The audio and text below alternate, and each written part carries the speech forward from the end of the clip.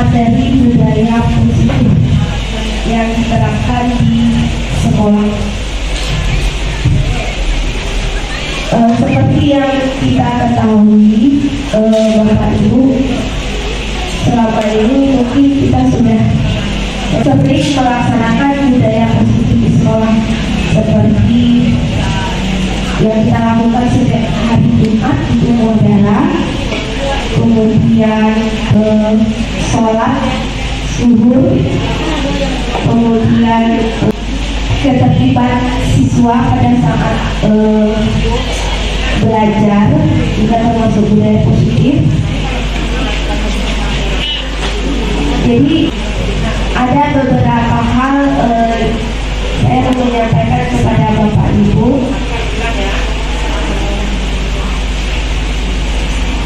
Untuk menerapkan budaya positif di sekolah, mungkin kembali kepada diri kita sendiri, ya. Selama ini kita hanya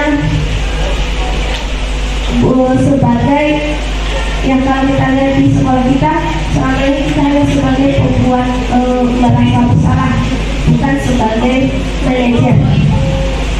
Nah, contohnya seperti ini, siswa yang terlambat, sebenarnya kita tidak boleh menghukum, ya, menghukum. Malahan tidak boleh memberi suatu penghargaan juga tidak boleh, penghargaan, penghukum juga tidak boleh. Nah, seperti ini, ada guru tiket yang menghakimi siswa. Jadi kenapa kamu terlambat terus? Nah, tolong ibu, nanti ibu dimarahin dengan kepala sekolah. Kamu terus yang terlambat. Nah, itu sesuatu bahasa yang tidak perlu kita lakukan kepada siswa. Jadi kalau siswa ada permasalahan, itu cukup kita panggil, ada istilahnya penyelesaian masalah secara praktik segitiga restitusi, Bapak Ibu.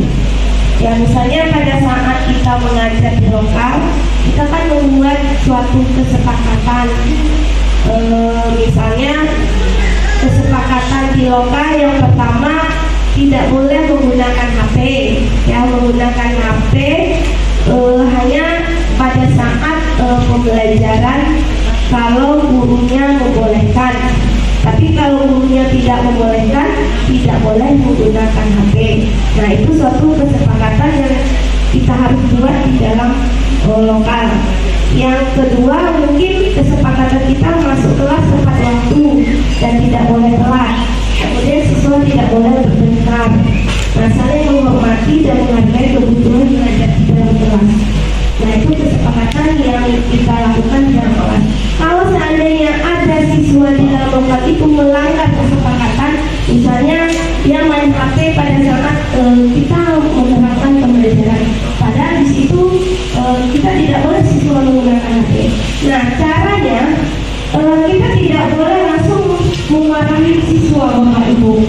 Nah, ada istilahnya segitiga restitusi. Yang pertama, ya, saya jelaskan dulu. Restitusi ini adalah proses menciptakan kondisi bagi murid untuk memperbaiki kesalahan mereka, sehingga mereka bisa kembali pada kelompok mereka dengan karakter yang lebih kuat. Nah, ada 3 tahapan restitusi segitiga. Yang pertama, menstabilkan identitas atau stabilitas identity, ya. Yang kedua, validasi tindakan yang salah. Yang ketiga, menanyakan keyakinan kepada siswanya. Nah, misalnya seperti ini, misalnya namanya Riko, ya. Kita panggil Riko ke dalam kantor.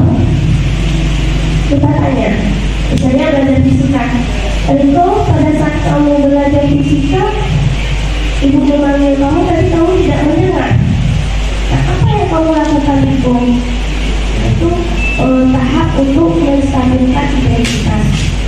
Nah, terus pasti Rikonya menjawab, saya main HP Bu.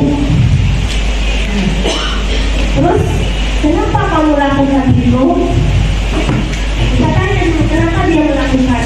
Mungkin ada alasannya, mungkin dia ngantuk, bosan dalam belajar.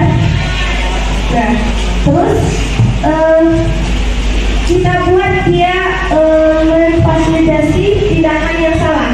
Kita tanyakan, kamu tahu Niko apakah kamu dalam masalah sekarang? Pasti dia tahu karena sudah dipanggil ya. Pasti dia dalam masalah. Nah, kita memberitahu siswanya di sini kita bukan mencari suatu kesalahan. Kita jelaskan ke anaknya. Terus kita di sini mencari bagaimana solusi dari situasi ini kita perbaiki. Nah, itu untuk validasi tindakan yang salah. Jadi kita kasih solusi kepada Riko. Mungkin pada saat kamu ngantuk, keluar aja di muka. Nah, seperti itu. Terus kita berikan dia kebebasan. Apa tindakan yang dilakukan Riko untuk memperbaiki kesalahannya? Nah, kita sampaikan ke dia. Dan apa maunya? Nanti mungkin solusinya Riko minta maaf ke gurunya dan Riko minta maaf ke teman-temannya. Tetapi di sini Riko itu harus menyadari kesalahannya memang dari hatinya diperbaiki, bukan gara-gara disuruh oleh guru, ya, bukan keterpaksaan. Itu contoh penyelesaian dari restitusi sedikitnya. Jadi karena selama ini ya termasuk saya juga marahin siswa ya, kenapa kamu begini? Nah, sebenarnya itu tidak boleh. Nah, jadi itu yang materi yang saya berikan di sini. Saya menyampaikan memperpanjang informasi, bukan ibaratnya menggurui yang Bapak Ibu. Nah, jadi kita sebagai pendidik itu ibaratnya manajer, dan tidak sebagai pembuat rasa bersalah. Jadi manajer yang bagus ya. Kalau rasa bersalah tidak, itu sesuatu yang tidak boleh. Tapi selama ini itu yang kita lakukan, ya.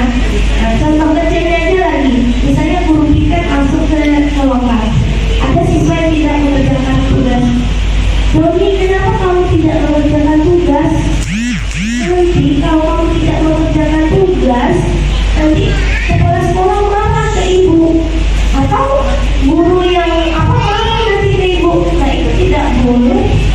Kata-kata seperti itu kita ucapkan kepada siswa.